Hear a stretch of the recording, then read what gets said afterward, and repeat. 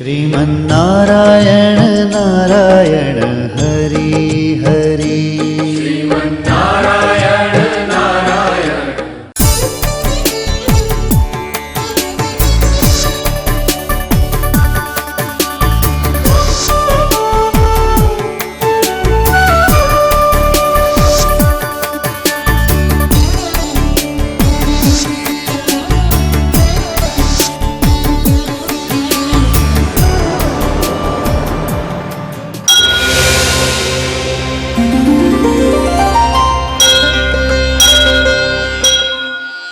ఈ కార్యక్రమం సమర్పిస్తున్నవారు అవార్డు గ్రహీతల మొట్టమొదటి ఏకైక original Thanjavur art academy, Kalasri Thanjavur art academy, door number 1164, near Panjagutta colony signals, Srinagar colony X road నుండి 9వ బిల్డింగ్, ఇండియన్ ఓవర్సీస్ బ్యాంక్ ప్రక్కన, హైదరాబాద్ 73.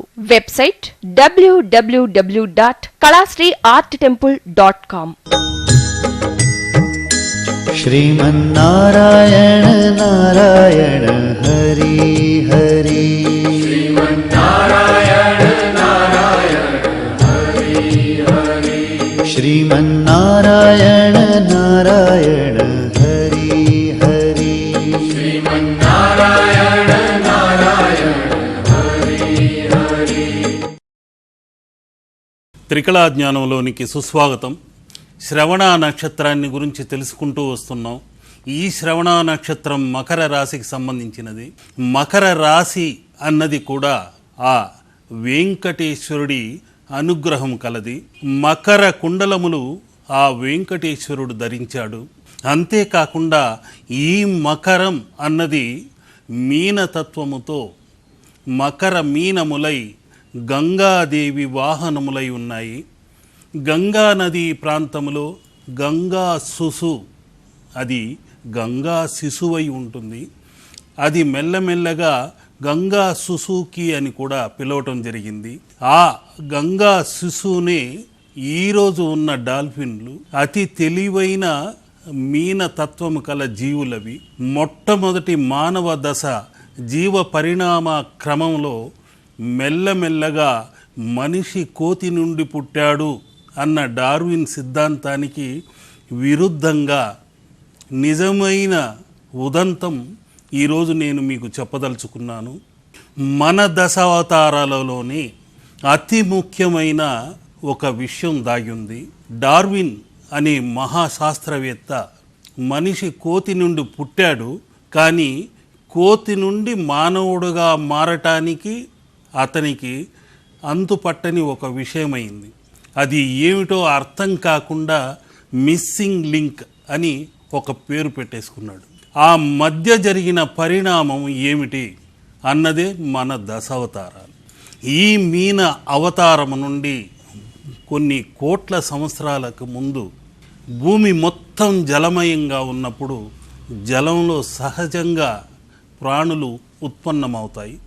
అదే మత్స్యతత్వముతో, అదే మత్స్యావతారం. ఆ మత్స్యమే మెల్లమెల్లగా ఇప్పుడు నేను చెప్పిన డాల్ఫిన్ అంటే పళ్ళు వచ్చి 9 నెలలు మోసి బిడ్డను కని ఆ శిశువు అనే తత్వానికి అర్థాన్ని తెలియచేసిన మొట్టమొదటి దశావతారాలలో మీనావతారం ముఖ్యమైనది. ఈ మీన తత్వమే మెల్లమెల్లగా భూమి జలం నుండి బయటికి వచ్చినప్పుడు, నీరు ఇంకినప్పుడు ఈ మీనతత్వము కల ఈ జీవులే కూర్మతత్వముగా మారింది. అదే కూర్మ అవతారం. ఆ కూర్మ తత్వము నుండే మెల్లమెల్లగా సీల్ అనే జంతువులు కూడా మనిషి తలను ఆ ఆకృతిని దాల్చి భూమిపై ప్రాకుకుంటూ వచ్చాయి. అదే ఉభయచర జీవి, జలతత్వానికి భూతత్వానికి సంబంధించినది. ఈ ఉభయచర జీవి నుండి, ఈ కూర్మతత్వం నుండి వరాహ అవతారం. ఈ వరాహ అవతారమే మెల్లమెల్లగా 4 కాళ్లతో పటిష్టంగా కోరలతో భూమి నుండి మలాన్ని, ఎటువంటి ఆహారాన్ని, దుంపల్ని పెకలించగలిగే శక్తి ఈ వరాహ శక్తికి ఉంది. ఈ వరాహ తత్వమే భూమిని పైకి తీసుకొచ్చింది, అంటే భూమి పైకి వచ్చింది అన్నదే అందులో దాగిన పరమార్థం. ఈ వరాహావతారము తర్వాత వచ్చేదే ముఖ్యమైన మిస్సింగ్ లింక్. ఇదే చిత్ర చిదంబర రహస్యం, విజ్ఞానపరంగా సైన్స్కు అంతుపట్టని రహస్యం. ఇక్కడ మనిషి ఆది మానవుడుగా ఉన్నప్పుడు అటు మృగము కాదు, మనిషి కాదు. ఈ నరసింహతత్వమే, ఈ సింహతత్వమే మనిషి యొక్క మొట్టమొదటి దశ.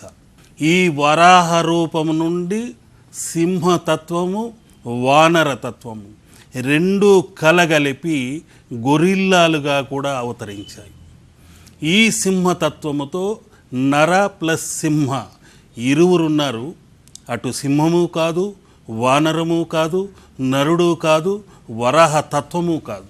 మన రామాయణంలో చూశారంటే జాంబవంతుడు ఎలుగుబంటి ఆకారంలోనే ఉంటాడు, హనుమంతుడు వానర తత్వముతోనే ఉంటాడు, శ్రీరాముడు పరిపూర్ణ మానవ ఆకృతిని దాల్చుకున్నాడు. ఇలా ఆ దశలో నుండి ప్రారంభమైనదే మనిషి యొక్క పరిణామం. ఇదే నరసింహస్వామి యొక్క స్తంభాన్ని బద్దలు చేసుకుని వచ్చాడన్నది ఇక్కడే మనిషి కూడా అజ్ఞానాన్ని, ఆ నరమాంస భక్షక తత్వం నుండి బయటపడి వెలుగులోనికి వచ్చాడు. ఇది నరసింహ అవతారం. ఈ నరసింహ అవతారము తర్వాత మెల్లమెల్లగా పొట్టి పొట్టి మనుషులు ఆ వామన అవతార తత్వముతో తనకంటూ ఒక నీడ కావాలి, గొడుగు కావాలి అంటూ ఆవిర్భవించిన వారే పిగ్మీస్. ఇక్కడ నుండే మానవ దశ కొద్ది కొద్దిగా గృహ వ్యవస్థకు సంబంధించి ఒక నలుగురు కలిసి సమూహంగా జీవించడం గురించి ప్రారంభమైంది. ఈ ప్రారంభ దశనే మెల్లగా మెల్లగా మనిషి భూమిపై అడుగులతో మెల్లమెల్లగా కొలుచుకుంటూ తనకంటూ ఒక స్థావరాన్ని ఏర్పరచుకోవటం జరిగింది. భూమి ఆకాశాలను గురించి ఆలోచించటం జరిగింది. జలతత్వమైన పాతాళ తత్వం వరకు దానిలోని అర్థ పరమార్థాలను వెతకటం జరిగింది. అదే వామన అంటే త్రిభువన తత్వము. ఆ తత్వముతోనే మనిషి భూమి గురించి, జలం గురించి, ఆకాశాన్ని గురించి మెల్లమెల్లగా ఆలోచించే దశనే వామన అవతారం. అదే మనిషి యొక్క విశ్వరూపానికి ప్రారంభం.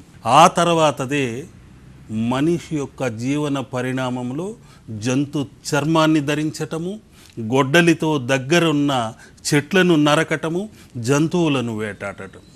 ఇదే పరశురామ అవతారం. ఈ పరశురామ అవతారంలో మొట్టమొదటి ఆయుధ ప్రయోగం పరుసు, గొడ్డలి. దీనితోనే తనను తాను సంరక్షించుకుంటూ జంతువుల్ని వేటాడేవారు. ఆ తర్వాతది ఈ ప్రయోగము దగ్గరున్న వాటిని నరకటం నుండి దూరం ఉన్న వాటిని చంపటం, శత్రువులని సంహరించటం. ఈ ప్రయోగమే రెండవ దశ. ఆయుధ ప్రయోగంలో బాణం అన్నది దగ్గర ఉన్న పరుసువు నుండి దూరముగా ఉన్న వస్తువులను గురి చూసి కొట్టటం. అటువంటి ప్రయోగమే బాణము. అదే రామబాణము, అదే రామావతారం.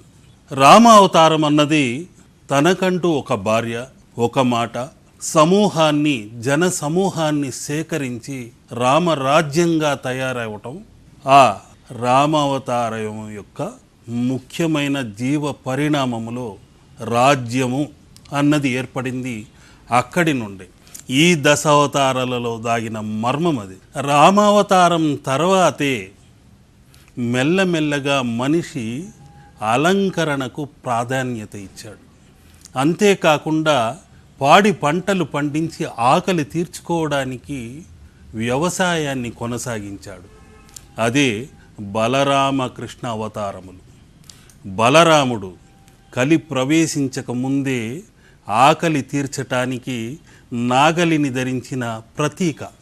ఈ వ్యవసాయ తత్వము మనిషి యొక్క ఆకలి తీర్చడానికే నాగలి అనే బలరామ తత్వముతో ఆ పంట పండించి బలతత్వాన్ని చేకూర్చుకోవడమే బలరామతత్వం. రామ ఉన్నాడు, బలము ఉంది. ఈ వ్యవసాయం అన్నది కొనసాగింది ఆ కాలము నుండే. ఆ తర్వాతే కృష్ణ అవతారం.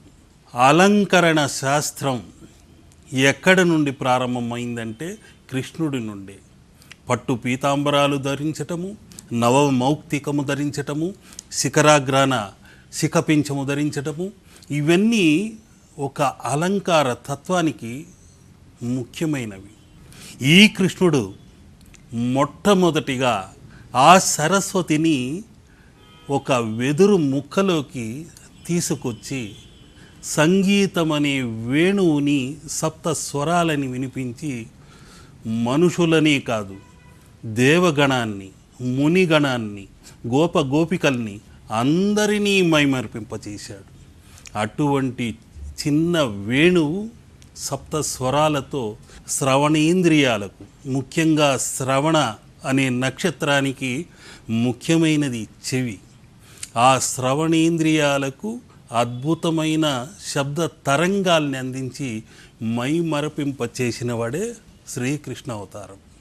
గోవు యొక్క ప్రాముఖ్యత గుర్తించి వాటి విలువ తెలియచేసిన ముఖ్యమైన దేవుడు శ్రీకృష్ణుడు.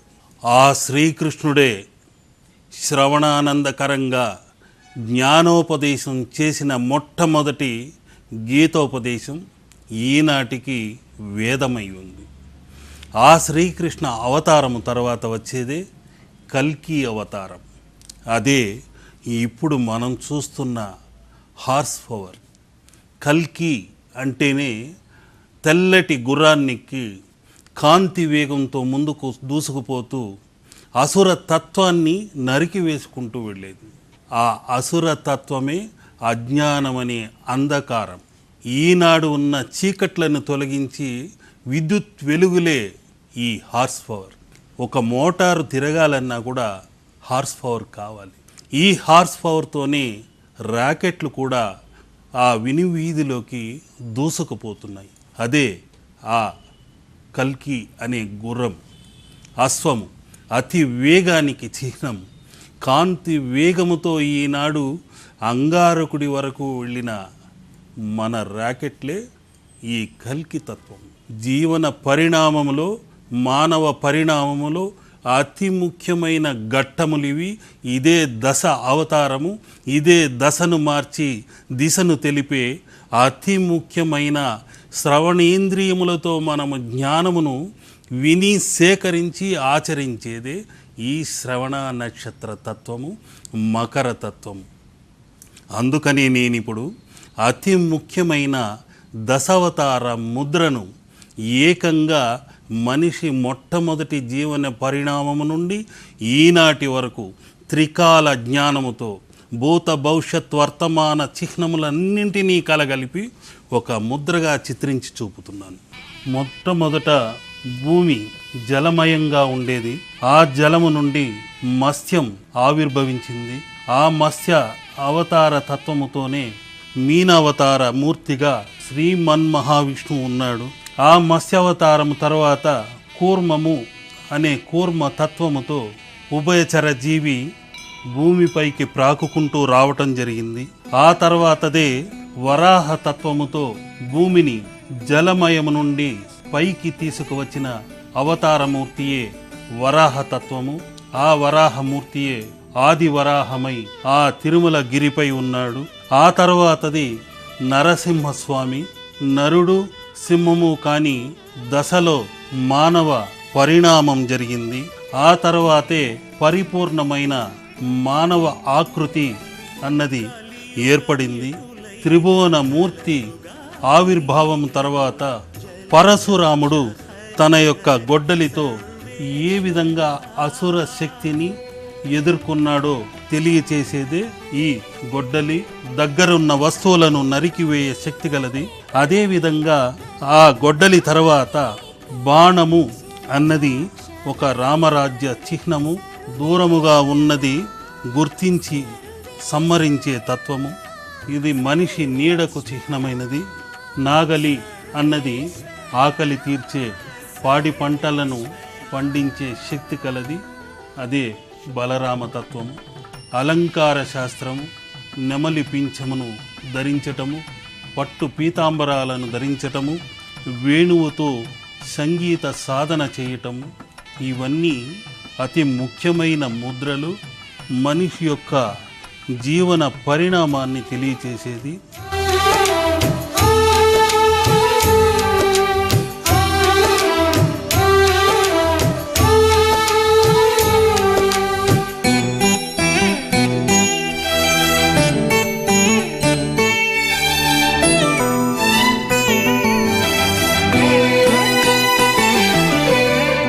పాపమెంత కలిగినా పరిహరించేందుకు ఇక్కడున్న భూమిపై ఆవిర్భవించినదే ఈ మత్స్యావతార తత్వము, కూర్మావతార తత్వము, వరాహ తత్వము, నరసింహ తత్వము, వామన తత్వము, పరశురామ తత్వము. ఈ పరశురామ తత్వము తర్వాతే ఈ రామబాణ తత్వము. ఇక్కడ నుండి రామబాణము నుండి బలరాముడు నాగలిని ధరించిన అవతార తత్వము. ఆ తరువాత పరిపూర్ణమైన అలంకార శాస్త్రానికి అతి ముఖ్యమైనది నెమలి పింఛము. నవవర్ణములతో నవశక్తితో మనిషి ముందడుగు వేయటం కూడా ఇక్కడే జరిగింది. సంగీత సాధన కూడా వేణువనే ముఖ్యమైన పిల్లన గ్రోవి గో సంపద ఆ శ్రీకృష్ణుడి యొక్క అనుగ్రహంతోనే మనకు అందింది.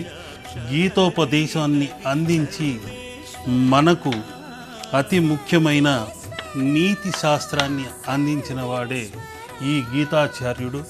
శ్రవణ నక్షత్ర పరిపూర్ణమైన మూర్తి విష్ణుమూర్తి తన దశావతార తత్వముతో సకల జీవరాశులలో నేనే నేనే ఉన్నానంటూ సాక్షాత్కరించాడు.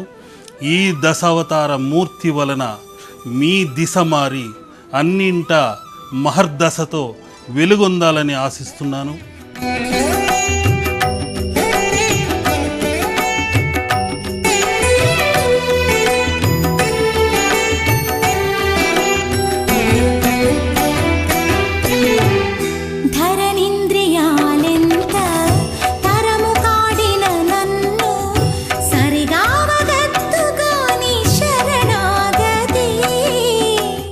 ఈ శ్రవణ నక్షత్రం వారు ముఖ్యంగా గుర్తుంచుకోవాల్సింది ఒక మంత్రం ఉంది. ఓం మం. ఈ ముద్ర మీరెప్పుడైతే ఓం అంటూ ఈ రెండు పెదవులను బంధిస్తారో, మం అంటూ రెండు పెదవులను బంధిస్తారో, ఈ చెవుల నుండి నెగటివ్ ఎనర్జీ అనేది బయటకు వెళుతుంది. ఓంకార తత్వం కూడా సృష్టి స్థితి లయకారకమైంది. ఓ ఓపెన్ అవుతుంది, ఊ ఉంది, లయమైంది, బంధించబడింది. ఈ ఓం మమ్ అనే శబ్ద తరంగాలు ఎటువంటి దుష్ట తరంగాలనైనా లయం చేసుకొని అదృష్ట తరంగాల్ని పెంపొందింపచేసేది. ఈ శ్రవణ నక్షత్రం వారు ముఖ్యంగా మరొక విషయాన్ని గుర్తుంచుకోవాలి. వీరి యొక్క అధిదేవత విష్ణువు కాబట్టి బుధ శనివారాలలో వెంకటేశ్వరుడి ఆలయం కానివ్వండి, విష్ణువు యొక్క ఆలయం కానివ్వండి, అక్కడికి వెళ్ళి పెసలు 500 గ్రాములు దానం చేయండి. మంచి సత్ఫలితాన్ని పొందుతారు, మంచి ధనాకర్షణని పొందుతారు. అంతేకాకుండా శ్రవణ నక్షత్రం అన్నది సరస్వతీదేవి యొక్క నక్షత్రమని కూడా మరొక విషయం. ఈ విష్ణువే కాకుండా సరస్వతి కూడా ఈ శ్రవణేంద్రియానికి సంబంధించిన అతి ముఖ్యమైన ముద్ర కాబట్టి ఉత్తర దిశగా లక్ష్మీనారాయణుల చిత్రం పెట్టి ఆరాధించండి, మంచి సత్ఫలితాల్ని పొందుతారు. ఈ శ్రవణ నక్షత్రం వారికి మరొక ముఖ్యమైన అధిదేవత ఎవరంటే ఆ హనుమంతుడు, ఆ రామభక్తుడు, ఆ ఓంకారమూర్తి. ఆయన వాళ్ళమే ఓంకార తత్వముతో ఉంటుంది. ఇంతకు హనుమంతుడు ఎందుకు వీరికి అధిదేవత అయ్యాడు? విష్ణు తత్వము కాబట్టా? కాదు. ఈ శ్రవణ నక్షత్ర జంతు వర్గము వానరము, కోతి. అలాగని కోతిలాగా వీరు కుప్పిగంతులు వేస్తారని కాదు, కాస్త చంచల తత్వము మనసులో ఉంటుంది కాబట్టి ఆ చంచల తత్వము తొలగాలంటే మారుతిని ప్రార్థించాలి. ఓంకార మూర్తి తత్వముతో మారుతిని నేను చిత్రించి ఇప్పుడు చూపించబోతున్నాను. ఆ మారుతి ముద్ర వలన, మహాశక్తివంతమైన ఓంకార రూపము వలన ఆ హరిద్ర వర్ణము నుండి మీకు మంచి జన ధనాకర్షణ పెరిగి అన్నింటా రాణిస్తారు, విజయాన్ని సాధిస్తారు. ఆ హనుమంతుడు ఎంత దృఢంగా బలంగా ఉన్నాడో, ఆ రాముడికి తోడుండి ఏ విధంగా విజయాన్ని అందించాడో అదేవిధంగా సర్వజన మానవాళికి ఆ హనుమంతుడి యొక్క సహాయ సహకారాలు అందాలని నేను ఇప్పుడు ఆ ముద్రని చిత్రించి చూపుతున్నాను.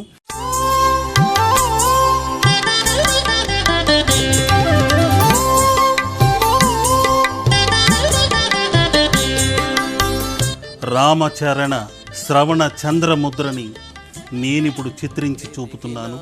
ఆ ముద్ర వలన మీలో నిద్రాణమైన చైతన్య శక్తి మేల్కొని ఈ ఓంకార తత్వము వలన అన్నింట ముందడుగు వేసుకుంటూ నవ సమాజములో సమాజములో ఈ ఓంకార శక్తితో మున్ముందుకెళ్ళాలని కోరుకుంటున్నాను. చూడరో పెద్ద హనుమంతుడు పరగినాన విద్యల బలవంతుడు పెరిగినాడు చూడరో పెద్ద హనుమంతుడు.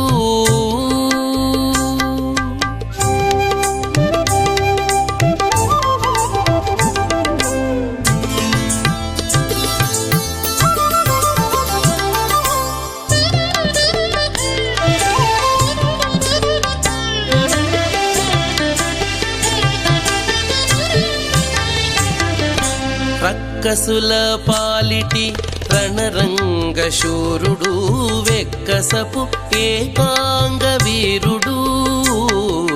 రక్కసుల పాలిటి రణరంగ శూరుడు వెక్కసపు ఏకాంగ వీరుడు. దిక్కులకు సంజీవి తెచ్చిన ధీరుడు, దిక్కులకు సంజీవి తెచ్చిన ధీరుడు, అక్కజమైనట్టి ఆకారుడు. దిక్కులకు సంజీవి తెచ్చిన